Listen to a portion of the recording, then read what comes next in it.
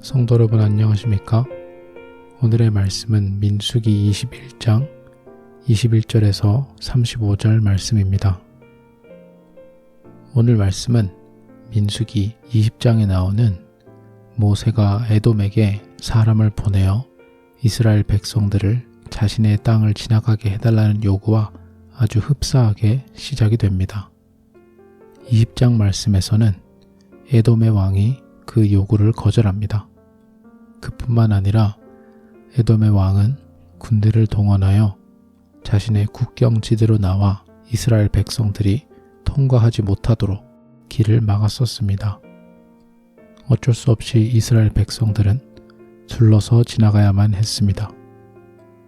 이와 마찬가지로 오늘 말씀에서는 이스라엘 백성들이 아모리 왕 시온에게 같은 요청을 하고 있습니다. 하지만 시온 왕은 자신의 국경을 지키는 것이 아니라 오히려 이스라엘 백성들을 공격하게 됩니다. 이 전투에서 이스라엘 백성들은 하나님의 도우심으로 크게 승리를 거두게 됩니다. 그뿐만 아니라 아모리 사람들의 모든 성들을 점령을 하게 되고 시온 왕이 수도로 삼았던 헤스본 성 또한 점령하게 됩니다. 헤스본은 그 이전에 시온 왕이 모압 왕에게서 뺏은 성이었습니다. 그 뜻은 시온 왕은 모압 왕보다 더 강했다는 것입니다. 이스라엘 백성들이 무찌른 군대가 한 작은 왕의 군대가 아니었던 것입니다. 얼마 후 바산의 왕 옥이 군대를 거느리며 이스라엘 백성들을 공격해 옵니다. 그러자 하나님께서는 모세에게 그를 두려워하지 말고 그의 군대와 그의 땅을 하나님께서 다 주실 것이라고 말씀하십니다. 결국 이스라엘 군은 옥과 그의 아들들과 그의 군대를 한 명도 남겨두지 않고 다 전멸을 시키고 그 땅을 점령하게 됩니다. 재미있는 사실은 신명기 3장 11절 말씀에 보면 이 옥 왕은 키가 너무나도 커서 자신의 침대를 철로 만들어야 했다고 합니다. 그 침대의 길이는 무려 13피트 혹은 4미터 정도라고 성경에 기록되어 있습니다. 40년 전에 12정탐꾼이 자신들은 가나안 사람들 앞에서 메뚜기와 같다라는 말을 했었을 때에 오늘 말씀에 나오는 옥 왕과 같은 사람들을 이야기하고 있었던 것입니다. 그런 의미에서 그때 가데스 바냐에서 하나님께서 약속하신 것을 믿지 않았던 이스라엘 백성들과 오늘 말씀에서 옥 왕과 그의 군대를 상대로 승리를 거두게 해주시겠다는 하나님의 약속을 그대로 믿었던 이스라엘 백성들이 참 비교되는 말씀입니다. 40년 전에 여호수아와 갈렙이 가나안 땅의 사람들은 우리의 먹이라 라고 말했던 것이 오늘 말씀에 이루어지고 있는 것입니다. 오늘 말씀을 통해 우리는 두 가지 교훈을 기억할 수 있습니다. 첫째는 우리가 하나님과 동행하면서 살고 있다면, 하나님의 뜻 안에서 우리가 살고 있다면 우리에게 위기는 오히려 기회가 될 수 있습니다. 오늘 말씀에서는 이스라엘 백성들이 싸우지 않고 아모리 족속의 땅을 지나가려고 했습니다. 아마 에돔과 마찬가지로 아모리 왕 시온이 이스라엘 백성들을 공격만 안 했더라면 이스라엘 백성들은 그냥 둘러서 갔을 수도 있습니다. 하지만 시온 왕이 공격을 해오자 하나님께서는 오히려 이 사건을 기회로 삼으십니다. 그리고 이스라엘 백성들에게 큰 승리를 거두게 하실 뿐만 아니라 모든 아모리 백성들의 성들까지 다 점령하게 하십니다.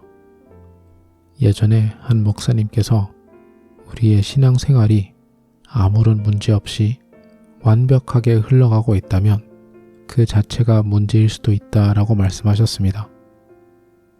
처음에는 그 말씀의 뜻이 무엇인지 잘 몰랐습니다. 하지만 시간이 지나며 알게 된 것은 하나님께서는 우리의 신앙이 늘 성장하기를 원하십니다. 우리가 하나님을 믿는 믿음이 더욱더 커지기를 원하십니다. 그리고 믿음이 커질 수 있는 가장 좋은 기회는 믿을 수밖에 없는 상황에 처해 있을 때 믿음이 성장할 기회가 생기는 것입니다. 나 자신이 이겨내기 힘든 상황이 닥쳤을 때에, 나의 힘으로 불가능하다고 느꼈을 때에 하나님과 함께 그러한 시기를 이겨나가게 되면 우리는 경험으로 하나님께서 얼마나 믿을 만한 분이신지를 알게 됩니다. 그러한 경험들이 쌓여 우리의 믿음은 커지게 되는 것입니다. 결국 그러한 위기의 순간들이 우리의 믿음이 커질 수 있는 기회로 하나님께서 삼으신 것입니다. 오늘 말씀에서도 이스라엘 백성들은 위기의 순간을 통해서 하나님께서 주시는 승리를 맛보게 되었습니다.